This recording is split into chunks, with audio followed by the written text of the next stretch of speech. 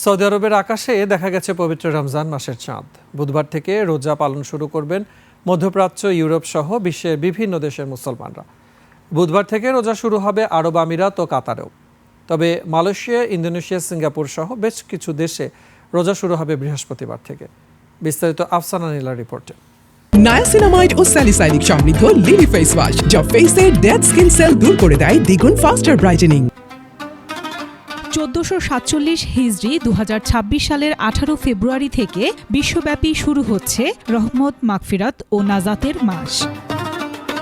সৌদির রাজকীয় আদালত আনুষ্ঠানিকভাবে চাঁদ দেখার খবর নিশ্চিত করেছে। শেষ রাতে সেহরি খেয়ে রোজা রাখবেন দেশটির ধর্মপ্রাণ মুসলমানরা। রমজান মাস উপলক্ষে সৌদি আরব সহ জিসিসি-ভুক্ত দেশগুলোতে সরকারি ও অনেক বেসরকারি প্রতিষ্ঠানের কর্মকর্তা-কর্মচারীদের কর্মঘণ্টা কমানো হয়েছে। সৌদির পাশাপাশি সংযুক্ত আরব আমিরাত, কাতারও এখন পর্যন্ত চাঁদ দেখার ঘোষণা দিয়েছে।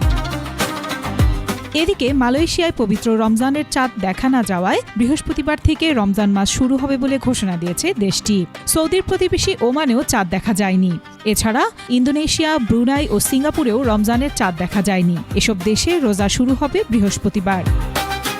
ইউরোপ ও মধ্যপ্রাচ্যের দেশ তুরস্ক আনুষ্ঠানিকভাবে জানিয়েছে রমজানের চাঁদ দেখা না যাওয়ায় বৃহস্পতিবার থেকে সেখানে রোজা শুরু হবে।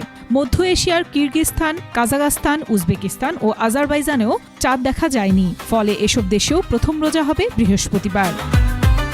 আফসানা নীলা, ডেস্ক রিপোর্ট, 21 টেলিভিশন।